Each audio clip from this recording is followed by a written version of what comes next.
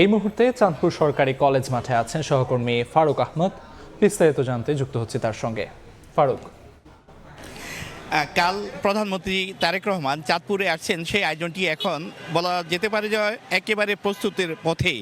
অর্থাৎ আমরা যদি বলি এই মুহূর্তে মূল যে আয়োজনের স্থলটি আছে চাঁদপুর সরকারি কলেজ মাঠে, যেখানে তিনি ফ্যামিলি কার্ড বিতরণ করবেন প্রধানমন্ত্রী, সেই জায়গাটি এই মুহূর্তে প্রধানমন্ত্রী যে বিশেষ নিরাপত্তা বাহিনী আছে SSF সহ যে অন্যান্য আইনশৃঙ্খলা বাহিনীর সদস্যরা আছে, তারা কিন্তু মূলত ভিতরে এখন সেখানে তারা তল্লাশি চালাচ্ছে, যেন কোনো রকম বিস্ফোরক বা অন্য কোনো নিরাপত্তা ঝুঁকি থাকে সেই বিষয়গুলো মূলত তারা এখন দেখছেন। যে কারণে পুরো আয়োজন যেখানে হবে সেই আয়োজনের জায়গাটি এখন সিল করে দেওয়া হয়েছে। তো আমরা গণমাধ্যম কর্মীরা আছি সেই আয়োজনের একেবারে বাইরে, যেখানে আমরা দেখতে পাচ্ছি যে বিভিন্ন মানুষজন তারা অপেক্ষা করছেন প্রধানমন্ত্রী কাল যেখানে আসবেন সেই জায়গাটি। আমরা যদি বলে রাখতে চাই সেটি হলো যে প্রধানমন্ত্রী মূলত আগামীকাল দুপুর 12:30টায় চাঁদপুর সীমানায় প্রবেশ করবেন এবং তারপরে দুটি খাল পুনঃখনন কর্মসূচির উদ্বোধন করবেন।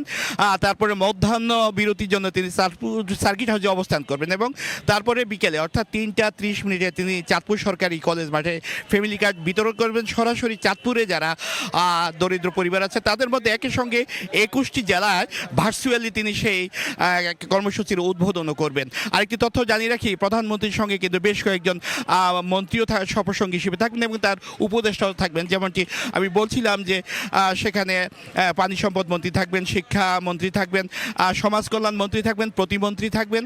এর বাইরেও বেশ কয়েকজন মন্ত্রী, প্রতিমন্ত্রী এবং সরকারি উচ্চপদস্থ যারা কর্মকর্তা আছেন তারা তো থাকবেন। আর আমরা আরেকটি তথ্য জানিয়ে রাখি যে এই মুহূর্তে আসলে চাঁদপুরে যারা বিএনপি বা তার সহযোগী সংগঠনের নেতাকর্মী আছেন তারা অনেকটা অপেক্ষায় আছেন। সেই অপেক্ষায় থাকার কারণটি হলো এই কারণে যে আগামীকাল যখন প্রধানমন্ত্রী আসবেন শেষ মুহূর্তে তিনি কিন্তু যারা দলীয় নেতাকর্মী আছে তাদের সঙ্গে কিন্তু চাঁদপুর ক্লাবে এসে মিলিত হবেন এবং সেখানে দলীয় বেশ কিছু সিদ্ধান্ত প্রধানমন্ত্রী তারা সেখানে মত বিনিময় করবেন। সেই সিদ্ধান্তগুলো হয়তো পরবর্তীতে আমরা জানতে পারবো। আরেকটি তথ্য জানিয়ে রাখি যে আসলে প্রধানমন্ত্রী তারেক রহমান এর আগে কিন্তু বিগত 2006 সালে তিনি লং মার্চে অংশ নিতে চাঁদপুরে এসেছিলেন এবং তখন বেশ কয়েকটি উপজেলা তিনি পরিদর্শন করেন এবং সেই পরিদর্শন করতে গিয়ে কিন্তু তিনি চাঁদপুরের ওই উপজেলাগুলো পরিদর্শন করে তখন তিনি সেই কর্মসূচিগুলো তিনি সফল করার চেষ্টা করেছিলেন। তবে সেই তারেক রহমান কিন্তু এবার প্রধানমন্ত্রী হিসেবে চাঁদপুরে আসছেন, যেটি চাঁদপুরবাসীর জন্য অনেকটা গর্বের বিষয়। এই ছিল আমার কাছে চাঁদপুরে আগামীকাল শনিবার প্রধানমন্ত্রী তারেক রহমানের সফরকে ঘিরে সবশেষ প্রস্তুতির তথ্য। চাঁদপুর সরকারি কলেজ প্রাঙ্গণ থেকে সবশেষ খবরাখবর জানাচ্ছিলেন সহকর্মী ফারুক আহমদ।